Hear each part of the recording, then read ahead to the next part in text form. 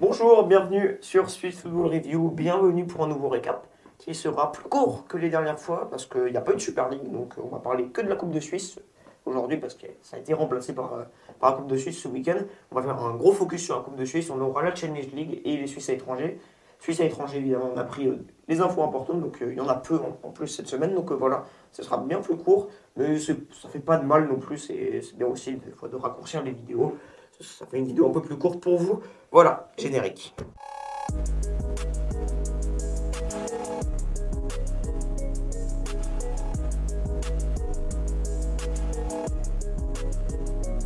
Pour une fois, donc, on ne va pas parler de Super League pour commencer ce récap. On va aborder le thème de la Coupe de Suisse qui était peut-être le grand événement de cette semaine en termes de football helvétique. Le premier match, il se disputait à Tourbillon devant plus de 15 000 spectateurs. Un Sion-Lugano très attendu, notamment par les fans valaisans. Parce qu'en finale, vous le connaissez déjà certainement, 2-0 pour Lugano. Mais il y a pas mal de choses à dire sur ce match. Et on va prendre, je te propose, un peu dans l'ordre chronologique justement de la rencontre. C'est ce que j'allais faire. En commençant par aborder, on va dire les 15-20 premières minutes du FC Sion qui ont été absolument stratosphériques. Entre guillemets, c'était peut-être un peu hyperbolé, stratosphériques, mais qui ont été du moins très bonnes. Ils sont mis direct au niveau, quoi. Clairement, ils sont rentrés très très fort dans le match. Ils se sont créés de grosses occasions, notamment par Sorgic, ou encore, je pense à un tir de Chouaref qui a été dévié assez facilement par Saipi. Mais globalement, Lugano a eu beaucoup de peine dans ces 20 premières minutes. C'est ça, il y a eu une frappe de Chouaref, un tir de Sorgic qui a été pas difficilement arrêté par Saipi, mais il y a déjà eu Bel arrêt quand bel même. arrêt, Ouais. oui, Après 2 minutes, quoi. Oui, Donc, difficilement dans le sens, elle n'était pas facile sa parade à Saipi, mais il a bien fait. Il a quand même eu pas mal à faire dans le match au global, Saipi. Pour moi, si on va dans le global, alors la première mi-temps, c'est Sion qui la domine et Sion mérite de ramener un but à la pause, au moins, parce qu'ils ont eu des occasions. Et c'est peut-être ça qui fait la différence entre un club de Challenge League et un club de Super League. Peut-être plus de réalisme pour Lugano, on le voit, on a juste à le voir sur la feuille de match. Lugano a plus d'expérience en Coupe de Suisse. Même si Sion a des Tigler qui ont joué, qui ont gagné la finale 2015 avec Sion, il y a Tolo qui est un revenant et qui a gagné 2 Coupes de Suisse avec Sion en tant qu'entraîneur. Mais sinon, c'est des équipes enfin, c'est des joueurs qui ne connaissent peut-être pas tellement la réussite en Coupe de Suisse. Chouaref a joué à Coupe de Suisse avec Sion, mais il n'a pas été dans les époques où il y avait une grande réussite à Sion pour la Coupe de Suisse. Parce que ça fait longtemps qu'ils sont plus allés en demi-finale, j'ai l'impression. Je crois leur dernière bonne performance, c'était un quart de finale l'année passée. Mais bon, ils ont perdu 3-0 contre Lugano et ils avaient peut-être plus en tête le maintien. Euh, donc voilà, il y a quand même beaucoup de points qui avantageaient Lugano dans ce match de manière, pas de manière logique, entre guillemets. Parce que c'est un club de Super League qui affronte un club de Challenge League. Et Lugano, c'est 3 finales sur 3 la sont passées. Donc il y a beaucoup de joueurs qui ont connu et connaissent encore aujourd'hui la réussite en Coupe de Suisse et beaucoup d'expérience. On peut penser à Sabatini, on peut penser à Botany, on peut penser à Stephen. Donc voilà, ils connaissent le succès. Et un entraîneur qui est peut-être le nouveau gourou de la Coupe, alors maintenant un coach qui tortille un peu comme l'était Tolo avant. Voilà. Et donc, si on n'arrive pas à marquer en première mi-temps, Lugano arrive sur un but un peu, pas venu d'ailleurs, mais sur un contre. Et très bien joué par Lugano, magnifiquement joué. Du réalisme en cette première mi-temps pour Lugano, c'est un peu le mot que je retiendrai. Voilà. ouais, Sion qui, je pense, dans ces 15-20 premières minutes qui ont été très bonnes, aurait dû concrétiser, C'est aurait ça. même mérité de concrétiser, je pense, Totalement. d'aller marquer 1-2 buts, ça aurait fait très mal à Lugano. Parce que Lugano, derrière, ils ont été assez intelligents. Ils ont laissé un peu passer l'orage, ils ont vu que Sion était très en vue, ils ont un peu réagi. Derrière, ils ont eu une ou deux petites occasions, c'était pas extrêmement dangereux.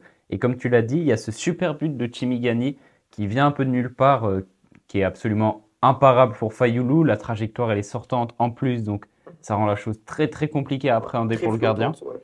Et il est très beau le but en volée comme ça. Puis toute l'action, C'est c'est un c'est une contre belle assez action. rapide de Lugano. Mais et c'est dommage pour Sion qui se fait punir là-dessus juste avant la mi-temps. À ce moment-là, on se dit que ça met un très gros coup derrière la tête des Valaisans. Et il faudra réagir parce que sur la première mi-temps, Sion était clairement au niveau et il y a eu même plus d'occasions Ah que oui, non, Lugano. factuellement, ils ont plus d'occasions, ils ont juste été moins efficaces et Lugano a été réaliste. Et le gros fait de ce match, peut-être le fait qu'elle fait plus jaser, même je oublié d'en parler, on va en parler maintenant parce qu'il y a le fait du match entre guillemets qui arrive, c'est ce penalty pour Lugano. En deuxième Et mi-temps, début de deuxième en mi-temps, deuxième ouais. mi-temps, pardon, oui, j'ai fabulé. Ce penalty, je vais te donner mon avis. Déjà, c'est une faute de FT. Non, pas de Souza, pardon, je De me suis Souza, trompé. oui, de Souza. Sur Doumbia, pour moi, c'est trop léger. Parce que je vais donner mon explication parce que ça joue vraiment, je pense, ça joue au point de vue en fait, d'où tu la regardes, quel angle tu la regardes. Pour moi, l'arbitre fait une erreur, mais c'est une erreur qui est pas scandaleuse parce que je pense de son point de vue, il y avait pénalty indiscutable parce que de son point de vue, Souza fait faute et touche le pied de Doumbia. Pour moi, Doumbia joue très intelligemment, il met le pied. Sauf que si on regarde bien, Souza effleure son pied. C'est trop léger, c'est pour ça que c'est trop léger. Et donc Doumbia chute et entraîne Souza dans sa chute. Donc ça, entre guillemets, renforce la faute. Mais pour moi, il aurait dû, entre guillemets, laisser jouer l'arbitre. Et je pense que ce penalty aurait pu être annulé grâce à la VAR, sauf que la VAR n'était pas là. Pour un point de règlement, je crois bien que c'est ça. Déjà, en Coupe de Suisse, la VAR arrive en demi-finale. Et pour la SFL, les clubs de Challenge League n'ont pas des bonnes infrastructures pour avoir la VAR. Alors, donc c'est pour ça qu'il n'y a pas la VAR en Challenge League. Mais si on a quand même de bonnes infrastructures, donc pour moi, il y aurait dû avoir la VAR. Ça, c'est quand même un gros problème de la SFL, une grosse erreur. Et du coup, Sauf erreur, c'est l'ASF qui organise ah, la l'ASF, Coupe pardon. de Alors, Suisse. oui, Oui. oui c'est vrai, t'as raison. J'ai encore fabulé. C'est pas grave. Mais donc, ça change pas à l'erreur. Pour moi, il aurait dû avoir la VAR. Si on avait la VAR en Super League avec le même stade, je vois pas pourquoi en Coupe de Suisse, ils pourraient pas avoir la VAR alors qu'ils sont en demi-finale, évidemment, pas avant. Parce que c'est pas logique. Alors que Winter Tour, Servette, il y a la VAR. Donc, pour moi, il y a quand même une petite injustice là côté Valaisan. Il aurait pu aussi avoir ça aurait pu aussi avantager Sion. Parce qu'on aurait peut-être pu avoir l'action inverse et Lugano se prend un but. C'est aussi ça. Donc c'était désavantageux pour les deux équipes de ne pas avoir ce match-là. Et il aurait pu avoir de gros regrets. Parce que je pense que ce penalty marqué, donc accordé et puis transformé, ça met encore un gros coup derrière la tête aux Valaisans. Ils n'arriveront plus à se relever malheureusement. Lugano gérera la deuxième mi-temps et puis ça s'en finit là. Mais j'aimerais bien aussi avoir ton avis là-dessus parce que c'est très dur à interpréter ce penalty. Mais voilà.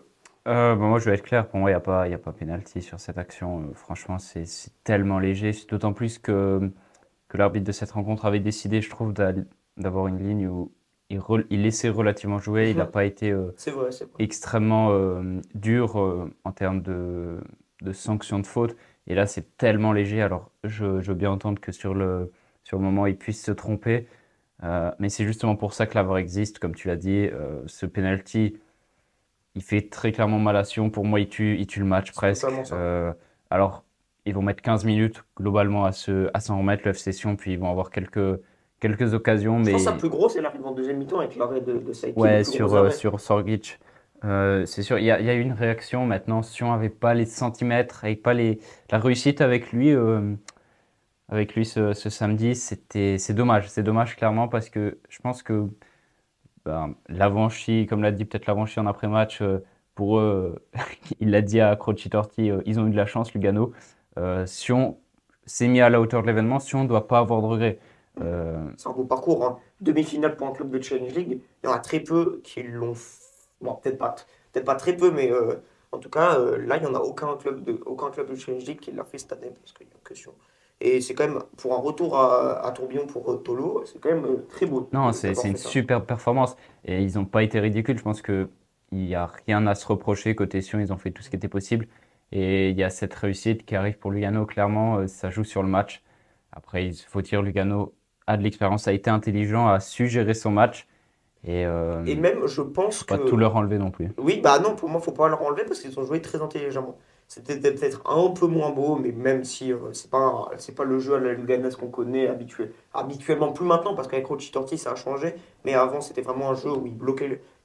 Là, je trouve qu'ils ont quand même été entreprenants des fois, mais j'ai quand même l'impression que dans la globalité, a été peut-être plus entreprenant, Lugano plus efficace. Mais j'ai l'impression que quand Sion a eu ses périodes fortes, c'est-à-dire les 15 premières minutes, Lugano, ça les dérangeait pas. Même s'il y a eu des erreurs luganaises, on la voyait qu'elle n'était pas très sereine, la défense luganaise. Pour moi, ça les dérangeait pas. Et je pense même qu'ils avaient prédit que Sion allait jouer comme ça. Et c'était basé là-dessus en disant Sion va commencer fort. C'est devant leurs supporters. Ils vont être galvanisés par ces 15 000 personnes à Tourbillon. 15 000 même plus. Euh, donc, ils vont commencer fort et donc il faudra qu'on fasse le dos rond et qu'on aille jouer en contre au moins en première période. C'est, je pense que ce qu'ils ont pensé, ils ont visé en plein dans le mille en fait. Je pense, franchement, il est intelligent, Croci Torti, il le savait. Et il a même dit en après-match à Constantin franchement, s'il y avait pas eu ce pénalty accordé, il aurait souffert, ils auraient souffert jusqu'au bout, Lugano. Ah, mais ouais, ça, c'est sûr, c'est Et sûr. même Doumbia a dit qu'il n'y avait pas faute, donc Ouais, franchement. on l'a pas précisé, mais C'est Doumbia qui a déclaré qu'il n'y avait Il n'y avait pas pas faute. grand-chose, c'est Donc ce qu'il a dit. voilà, Donc, pour moi, s'il y avait eu la VAR, il n'y aurait eu assurément pas pénalty. ouais. Il aurait pu siffler pénalty, l'arbitre, mais il y aurait eu annulation grâce à la VAR. Donc voilà, pour moi, même si la VAR fait pas tout juste dans les matchs de foot et prennent des fois des décisions un peu bizarres, pour moi, ils savent prendre des bonnes décisions. Et si elle est là, on doit l'utiliser. Pour moi, c'est soit tu mets pas la VAR pour ce match pour les raisons qu'ils ont dites, mais tu mets pas la VAR pour Winterthur s'arrête non plus, parce que c'est vraiment une injustice, que ce soit pour Sion et pour Lugano, hein, parce qu'il aurait pu avoir la même chose, comme je l'ai dit. Donc voilà, défaite 2-0, mais pour moi c'est un très beau parcours. Je pense que après, si on revient à peu près une saison en arrière, vu le calvaire que c'était la saison passée pour Sion, ils auraient tous signé en Challenge League un titre potentiel. Là, on n'est pas encore sûr qu'il y ait titre et une demi-finale de Coupe de Suisse, ils auraient tous signé hein, si on disait ça avant le début de la saison. Et c'est ce qui va peut-être se passer, on sait pas, on n'est pas encore sûr que Sion puisse faire le titre, c'est pas encore gagné, ils ont 3 points d'avance, ils doivent gagner 3 matchs, donc ils vont pouvoir se focaliser là-dessus. C'est un peu une phrase de perdant de dire oui, on va se focaliser, c'est pas gravissime de se faire éliminer, mais factuellement, c'est pas gravissime. C'est pas comme s'ils avaient perdu contre une équipe de Challenge League en étant une équipe de Super League. Là, ils ont encore des choses à jouer et ils ont fait un très beau parcours. Donc franchement, il y a absolument rien à s'en vouloir. Même les supporters ont applaudi les joueurs. Ça se voit qu'ils étaient très contents quoi qu'il arrive, quoi. Oui, oui, clairement. Lugano aussi, on l'a pas dit, mais c'est a aussi pu faire la différence par son aisance technique par rapport à FC Effectivement. Sion. Ouais, On voit que bah, voilà, c'est des joueurs qui ont plus, qui gèrent mieux. Bah, il y a beaucoup moins de passes ratées, totalement. Ouais. par exemple à Lugano. C'est des petites choses, c'est des petits détails de toute façon à ce Bah, niveau-là, le premier but arrive sur une perte de balle, hein. C'est un contre. mais qui, au final, ben, ça pèse sur l'ensemble d'une rencontre. Et c'est là que Lugano est meilleur en termes intrinsèques et ça se ressent aussi évidemment sur la partie. Mais ouais, dommage pour Sion. Très gros match. Et puis pour finaliser ce sujet qui était quand même assez long, je pense, sur Lugano, Constantin a demandé à rejouer le match. Une classique, mais Ça va pas être accepté, je à pense. mon avis, Lugano sera bien en finale contre le Servette C'est FC. ça. Et puis même, je crois que c'est vouloir rejouer le match 4 jours avant la finale. Pour un Lugano qui joue le titre, ça ferait trop, je pense. Ça ferait beaucoup trop. Et ce serait un gros avantage pour donc Servette qui est le finaliste. Parce que là, il n'y a pas eu il y a pas eu de problème technique, il n'y a pas eu de problème sportif dans ce Winter Tour Servette, ce qu'on va venir après, on va venir après, pardon. Euh, Parce que, et donc Servette aura beaucoup plus de temps de repos, je pense. Peut-être pas, en fait, s'il y a un match de Super League, je me trompe peut-être. Mais bon, ça ferait quand même beaucoup de choses à gérer pour le Gano cette fin de saison. Et je pense que Ah, mais de toute façon, la SF va totalement se dire, bah non, il y avait un point de règlement, il s'était noté noir sur blanc. Enfin, ça va pas passer ouais. cette demande de session. Lugano qui jouera donc la finale contre le Servette FC. Servette qui s'est imposé 1-0 face à Winterthur à la Schützenwiese. Schützenwiese pleine, elle aussi. Alors moins d'influence parce que le stade est plus petit, mais quand même à guichet fermé. Belle ambiance évidemment. Dommage pour les fans de Winterthur. Winterthur qui réalise une bonne saison, qui aurait pu prétendre aller chercher cette finale. Malheureusement pour Winterthur, heureusement pour Servette. Bon match du Servette FC, bon match des Grenats qui sont pas dans la meilleure des dynamiques, mais qui parviennent à s'imposer 1-0 grâce à un but de Konya en fin de match. Ça va être une finale pour le Servette FC, la première depuis 23 ans. C'est, on va dire, un grand moment quand même. Servette qui est un habitué des trophées, qui est un des plus gros palmarès de Suisse et qui peut gagner de nouveau un trophée entre guillemets majeur en Suisse si on considère que la Challenge League c'est quand même secondaire et C'est ça. ça fait 5 ans qu'ils l'ont gagné. Donc ouais, ça peut être une occasion d'aller ajouter une ligne au palmarès, de couronner, on va dire, ces dernières saisons de constante progression pour le club Grenat. Et puis, bon, bah, dommage pour Winterthur, comme je l'ai dit, parce que bah, ils avaient clairement des cartes à faire valoir. C'était presque du 50-50 avant le début du match. Pas en Si ce n'est termes plus pour de. Winterthur qui a, si on regarde les confrontations directes cette saison, a plus battu Servette FC que l'inverse, je crois, enfin a pris plus de points en tout cas.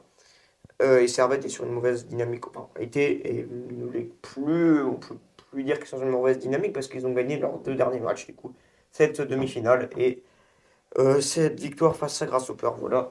Et juste pour ajouter un petit dernier truc, parce que moi comme j'ai pas pu voir le match malheureusement, euh, et du coup, j'ai dû regarder le résumé, mais je sais qu'il y a eu des débordements en fin de match que les supporters servétiens, je crois, si je ne me trompe pas, qui seront privés de leurs supporters pour le prochain match de Super League et vont payer une amende, je pense.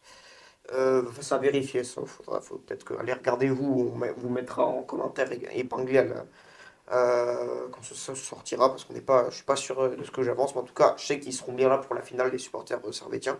Et donc les débordements, c'était des jets de fumigène sur tiers et des débordements avec la police. Voilà, tout simplement. On va passer maintenant à la Challenge League. On va vous citer les résultats. On va peut-être s'arrêter sur le match de Stade Lyonnais face à Thun. Voilà, parce que c'est peut-être le match le plus intéressant. Donc, victoire 2-0 de Belinzone face à Arau, victoire 6-0 de Vaduz face à Baden, et nul de Thun face au Stade Lyonnais. C'est un match qui arrange les Valaisans, hein, parce que Thun n'a plus que à 3 points de retard, mais avec le même nombre de matchs, et il n'y a plus de confrontation directe entre Sion et Thun. Et puis on voit que Thun ne réussit pas aux Valaisans, alors que Thun perd plus contre des autres clubs que les Valaisans.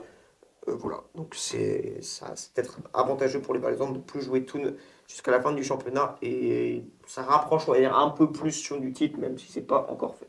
Oui, c'est ça, exactement. Nyon qui fait à Toon prendre les pieds dans le tapis. C'était tellement pas grammatical comme phrase, c'est terrible. Mais non, Toon qui se prend les pieds dans le tapis à Nyon, euh, comme l'a dit Mario Lustrinelli après le match contre le FC Sion, le match contre le Stade Lyonnais va sûrement être plus compliqué que cette partie comme Sion pour les raisons que tu as citées juste avant. Donc, match nul qui arrange beaucoup les Valaisans. 3 points d'avance, c'est important. 4 matchs à jouer, 3 matchs à gagner pour Sion. C'est clairement faisable. Il va falloir être sérieux. Mais Sion, je pense, en est capable. Sion a montré du sérieux. Sion a montré ses qualités. Encore une fois ce week-end en coupe. Et pour Thun, eh bien, il faut arrêter ces genres de petites bourdes qui arrivent très souvent. Et parce que là, il n'y a plus de confrontation directe pour sauver la mise, comme ça a été le cas les autres fois avec Sion. Parce que Thun a l'habitude de perdre des points par-ci par-là assez régulièrement, on va dire, et de se rattraper contre Sion. Ouais. Ils leur ont pris 12, non, 10 points sur 12, pardon. Donc voilà, il faudra, on va dire que a priori la tendance elle est quand même plutôt pour le FC Sion. Et puis il faudra quand même suivre tout ça de très près. Et puis pour finir, Chafouz qui a battu 1-0 le FC Ville. Voilà, je pense que pour cette petite page de Challenge League, On on voit est que Ville et Arau plutôt OK. sont quand même assez décevants, hein, dans cette Super League. Bah, c'était un peu les concurrents aussi au titre avec Thun et Sion, même si Thun et Sion c'était peut-être un cran au-dessus. On voit que peut-être des clubs, même comme le Stade Lyonnais, sont un peu entre guillemets, plus impressionnants parce que le Stade Lyonnais c'est un promu. Mais voilà, on voit que tout le monde peut être battu par tout le monde dans cette Challenge League, pardon. Et puis juste par rapport au classement de Challenge League, donc pas trop de changements à Non. part tout devant, hein. Ça reste à peu près la même situation. Baden Il y a eu qui sûrement eu reste en bas, des switches au au milieu de milieu, classement, mais mais c'est sans toujours grande importance. sur un grand important. Voilà. Et on va passer maintenant aux Suisses à étrangers. On n'a que trois infos à vous servir aujourd'hui. On a pris évidemment les infos les plus importantes, il n'y en avait pas des masses. Donc voilà, trois infos importantes à retenir pour cette semaine. On va commencer par Zeki Amdouni avec Burnley qui a réussi à accrocher un nul à Old Trafford et but de Zeki Amdouni, du coup but égalisateur 1-1. C'est ça, match important pour Burnley qui lutte pour le maintien. C'est des points qui sont très importants parce que ben, si ils ne sont pas pris, on voit que Burnley peut encore rattraper des équipes comme Nottingham Forest un peu plus devant, mais il va falloir faire des points et aller faire un point à Old Trafford, c'est très intéressant, notamment au vu de la saison globale que réalise Burnley. Ils ne sont pas dans une très grande forme, on le sait, et super nouvelle pour Amdouni, ça va le mettre un peu plus en confiance. C'est son sixième but de la saison, toute compétition confondue, son cinquième en première ligue. Et puis, bah, ça fait, on va dire, ça va le remettre en confiance. Ça faisait Ouais. à peu près 2 mois, même un peu plus, qu'il n'avait pas marqué. Donc, c'est c'est clairement des périodes qui sont pas faciles à vivre pour un attaquant. Il était même relégué sur le banc. Là, il est entré en jeu. Il a marqué un péno aussi, donc on lui a On laissé lui, la on chance lui de donne la tirer. confiance de Ouais. tirer le penalty. C'est une bonne nouvelle pour lui, je pense. Donc, ouais, très content pour Zeki Amdouni. Et on va passer maintenant en Belgique pour Puertas avec l'Union Saint-Gilloise qui bat 3-0 Antwerp et un doublé et une passe décisive. Donc vraiment l'homme du match pour l'Union Saint-Gilloise Ouais, Puertas. Voilà. c'était jeudi, ça, contre Antwerp. Et il jouait donc un deuxième match contre Antwerp ce week-end. Et il a remarqué un doublé. Donc en 2 matchs, il a mis 4 buts, une passe décisive ce week-end, enfin cette semaine. C'est Donc ça. C'est vrai que j'ai donné la moitié de l'info. Je vais pas c'est me rendre compte. un week-end absolument stratosphérique pardon, pour Et ce serait Puertas. génial de l'avoir avec l'équipe de Suisse parce que, évidemment, bah, franchement, ce serait génial. Ce sera un énorme plus au milieu de Est-ce terrain. qu'il y a des discussions pour qu'il ait la nationalité Je suisse? pense que ça va être short pour l'Euro, honnêtement. Et Je crois qu'il y a aussi des discussions avec Alvin Sanchez, si je ne me trompe pas. Non, pas Alvin Sanchez. Joël Montero. Joël Montero, voilà. Ouais. Pardon. C'est ça, donc ça c'est quand même assez intéressant. Et si on a Joël Montero qui est en grande forme, ça peut être aussi ça pourrait aussi être un plus pour l'équipe de Suisse à l'Euro. Voilà, et on Et va. puis, pour compléter les stats globales de Cameron Puertas cette saison, sauf erreur, c'est 16 buts et 21 passes décisives. Il est impliqué sur 37 buts, toutes compétitions Je confondues. savais pas et c'est C'est très impressionnant. absolument délirant Et comme c'est saison. pas un petit championnat, la Belgique, entre guillemets. Hein, Ouais. c'est pas le championnat de Slovaquie, quoi. Ah, il y a des buts et des passes en Europa League Puis aussi. il y a des ouais. gros clubs, on pensait, bon, ils sont peut-être un peu moins bien ça maintenant que le club Bruges, on peut penser à Antwerp, Anderlecht. le Standard de Liège, non, C'est ça. il y a des il y a des grands noms, ouais. Puis il y a des belles ambiances aussi en Belgique, voilà. Petit aparté, et maintenant on va passer à la dernière info. Chaka et le Bayer Leverkusen, toujours invaincus. Victoire, non, égalité 2-2 face à Stuttgart, qui est une équipe en forme aussi, Stuttgart, en ce Ouais. moment, grâce à un but d'Hendrich à la 97e des buts en fin de match. Ils savent faire C'est ça, une folie. et c'est vraiment génial. Ça fait. Il faudrait faire une liste de tous les matchs qu'ils sont allés chercher au bout du bout du bout. Déjà, Je crois que ça fait 3 matchs consécutifs qu'ils vont mettre un Ouais. but à la Nantes. En Europa League, contre Dortmund, maintenant contre Stuttgart, on- C'est ça. ils ont quelque chose en plus avec eux. Là, c'est pas possible de les battre. Ouais. C'est incroyable. S'ils arrivent à finir invaincus, toutes compétitions confondues sur une saison, waouh. En plus, quand tu t'appelles le Bayer Leverkusen et qu'à à l'arrivée de Xabi Alonso, t'étais dans la deuxième partie de classement, que juste avant ça, tu avais Seoane et qu'il luttait pour le maintien, on s'en souvient. Donc, quelle remontée pour le Ça Bayer fait qu'un an et Leverkusen. demi qu'il est là, Ouais, Alonso. C'est incroyable. Et on va juste mettre une petite dernière info qui n'est pas encore arrivée. C'est le match de Dortmund face au PSG en demi-finale. Donc on peut retrouver Gregor Kobel dans les cages de Dortmund ce match-là. Mais ce sera, ce soir, au moment où on donc ce enregistre. sera pour le récap de la semaine prochaine. Ouais. Qui va peut-être pas être enregistré mercredi car on a quelque chose, on vous prépare quelque chose, on vous en dira plus quand ça sortira. Bah, on vous spoil pas. Voilà. Voilà.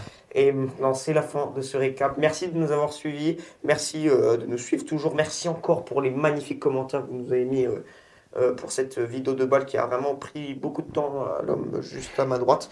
Car je n'ai pas pu la faire maintenant, malheureusement, cette vidéo. Mais merci, franchement, ça nous fait chaud au cœur. Ça nous booste pour continuer encore très longtemps. On n'est pas prêt de s'arrêter, ça c'est moi qui vous le dis. Et donc, n'oubliez pas de mettre la cloche, de mettre un abonnement, de liker, enfin des trucs assez classiques. Et à bientôt sur Swiss Football Review. Allez, ciao, Ciao, ciao. ciao.